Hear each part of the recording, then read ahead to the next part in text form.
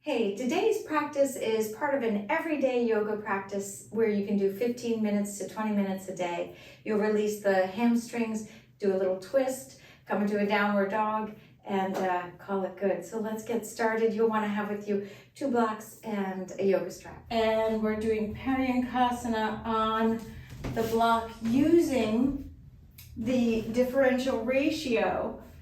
Sounds like math class, not yoga class, but here we are, of the block. So the taller block is holding the back of your head. The second block, this is important, the second block is right at the shoulder blades. So it's not all the way up on the shoulders, it's lower down and actually more towards the bottom of the shoulder blades, the part of the shoulder blades that moves towards your hips. And as we settle into this pose, just allow your bones to drop and let yourself become reacquainted with your energy, your life force this morning without any obligations on it, dropping off all the responsibilities we hold. Many of us have been holding a lot of responsibilities for decades. So just this little window into your day, just let it be about you feeding you, you nurturing you at the highest level.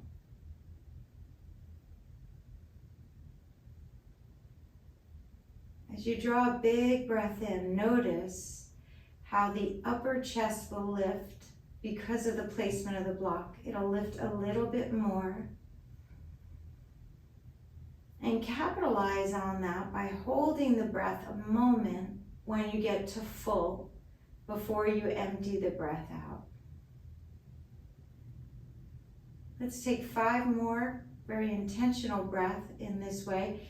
If your low back is talking to you because your legs are long down the mat and it doesn't feel right, just bend your knees at any point and place your feet on the floor, and usually that relieves some of the low back pressure if that had developed. Inhale. Hold at the top. Exhale, letting it all go. One more, just like that. Breath in. And a breath flowing out, releasing back into the earth. And then we'll tip to one side. And look, if you kind of reach nirvana there, I'm fine with you staying as long as you need to in any of the poses. So we'll lie back down. We won't go too far. We'll lie back down, this time with a pillow or blanket underneath your head and have your yoga strap with you. I'd also like you to take a block and place it on the outside at the tallest setting of your mat. So it should be off the mat. And then we'll draw the right leg up towards the ceiling with the yoga strap wrapped around the sole of the right foot. Relax through the shoulders and draw the right toes down. As you breathe in here, just notice how the back of the right leg is feeling this morning. So sometimes our legs will hold the residual pattern of our habits or our activities, and they'll kind of be imprinted in there. And so when we do a practice like this, what we're doing is we're releasing some of that so that you can have a little more freedom in your body. Your freedom matters. Your capacity to feel at home in your own body is really important. So we'll take a full breath in here. And then as you exhale, you'll place the yoga rope in your left hand and move the left leg out to the left, and maybe it touches the block. If it's up higher, that's okay. If it doesn't want to go all the way down, that's okay. But don't have it go lower than the block. And the reasoning here is that when we do, the opposite hip will try to grip. So you can keep the opposite leg, your left leg, bent with the left foot on the floor, or you can extend it long down the mat, so that if you extend it, then you're stretching a little bit into the tensor fascia latae. You've got a little bit on the top of the glute, and then the left arm can reach out to the side. And we'll take 5 more breaths here, really pressing the heel away, allowing yourself to find a deeper embodiment, a deeper trust and safety in this moment, so that you start your day with a grounded experience. And then the other activities and the other energies that we encounter throughout our day, we know where home is. So we don't have to leave our bodies to please someone else. We don't have to leave our bodies to get anyone else's approval or attention. We're just present with ourselves, doing our best in this world. 1 more breath. Inhale and exhale. We're going to draw the right leg into the body. Both legs long down the mat. Arms, back of the hands are on the floor. Palms spin up to the ceiling. Full breath in. And let the breath go. And let's switch sides. So now you're going to have that tall yoga block all the way out. And the opposite on the left side, and then place the left sole of foot in the yoga rope, bend the knee, and then extend the heel to the ceiling. Now if you engage your left quadricep here, if the left knee is straighter and you engage the quadricep, that'll accelerate a little bit into that hamstring stretch.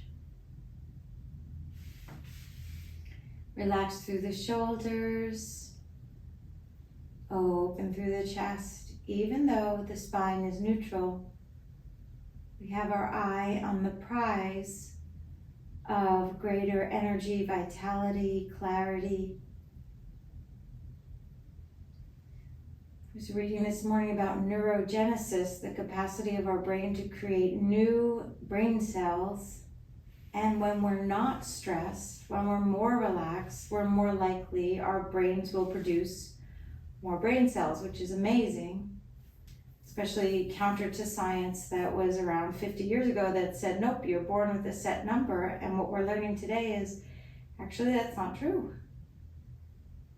So finding ways to de-stress, to decompress, really important. Okay, so we're gonna open the the left leg out to the left.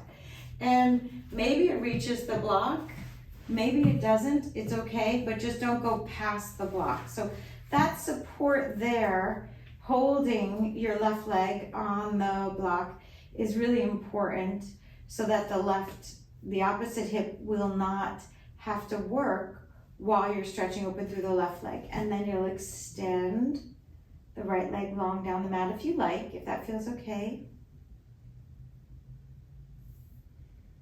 And you're pressing through both heels, like you're scissoring your legs away from one another. Yes, good. And we're going to take 5 more breaths here.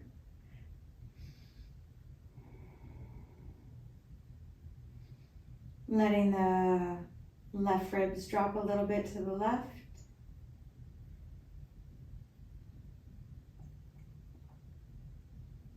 And then drawing both knees back into your chest, sway side to side, rocking the lower back on the mat.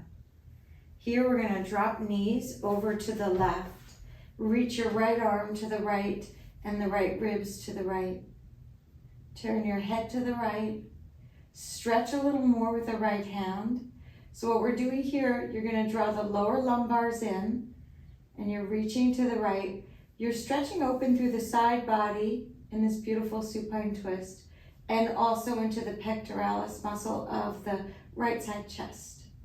And then up through center, and we swap sides, go to the other side, just giving yourself this opportunity to gently enter into your day with a mindful component.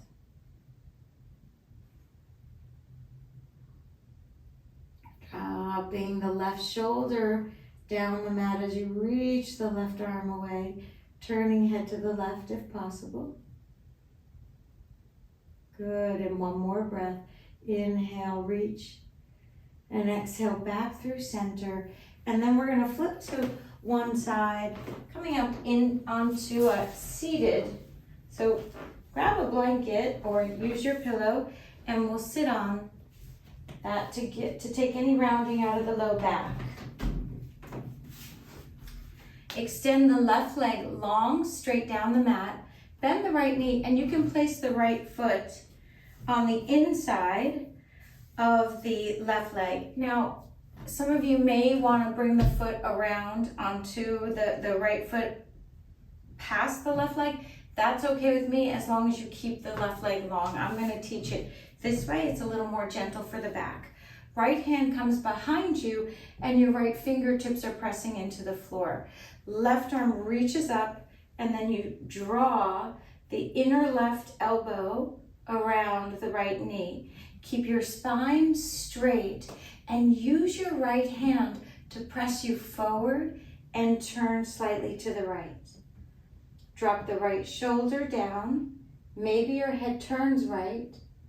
And from here you can stay, or if you want a little deeper, you can take your left elbow on the outside of your right knee and breathe. So you're extending, pressing chest forward. Notice how in the exhale you can breathe a little more deeply. Inhale. Exhale, put energy through the left leg. Last 2 breaths here.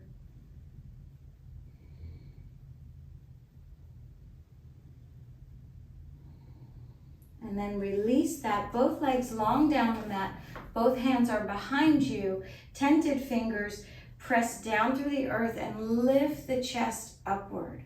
So think about those blocks we used in our first pose this morning. You want to have that same lift, as if someone was gently pressing the middle of your back forward and towards the ceiling.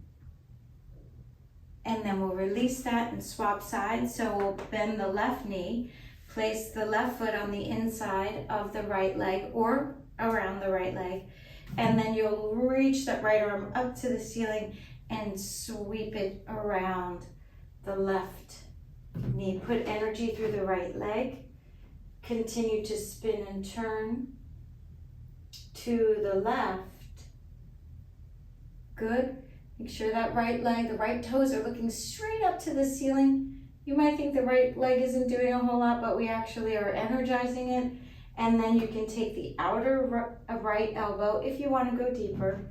Last 5 breaths. Outer right elbow on the outside of your left knee. And then you're turning to the left.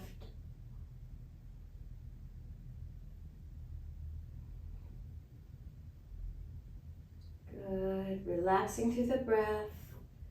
Prizing your peace of mind over anything. One more here. Inhale. And exhale. Really good. So we'll come into either Baddha Konasana, where you're seated and your feet are together. And if your legs are up more, you pop blocks underneath them. Or you could do this lying down, Supta Baddha Konasana. Supta in Sanskrit is supine, easy to remember. So you draw the chest forward here. If your spine is not in complete neutrality in your supine, though there will be a slight arch in the low back, if you're sitting up, you're going to draw your chest forward. And breathe. Open through the clavicle bones. We'll take 2 more breaths.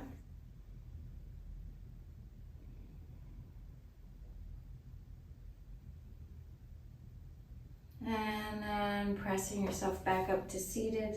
Last pose before Shavasana is Sphinx today. So you can move your blanket out of the way and then lie onto your abdomen, placing both forearms on the floor. Elevating the chest, but not to the point of compressing the low back. So if you get into this pose and your low back is talking to you, and it's saying, I'm not sure about this, then drop the chest a little closer to the earth and move it forward towards the baseboard or whatever your eyes naturally gaze at in this pose. That should help relieve the compression. And if it doesn't, then I would come down into turtle pose, hand over hand, and then dropping forehead down. And that is it's a slight back bend in the upper thoracic. Wherever you are, we've got 3 more breaths.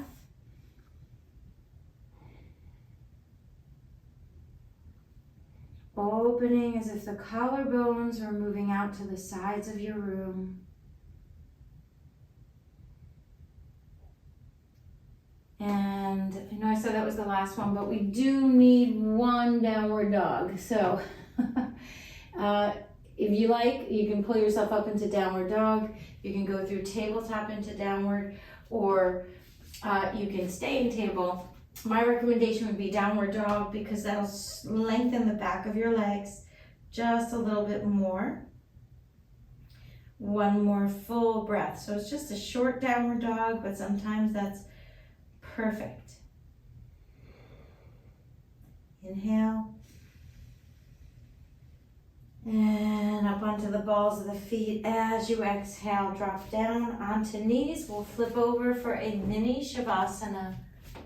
So a short one, but that's good. Better short than not at all. So allowing the back of your head to find the blanket or pillow, and your legs can be bent or long down the mat. If they're long down the mat, have your toes turn out to the sides. Open through your chest.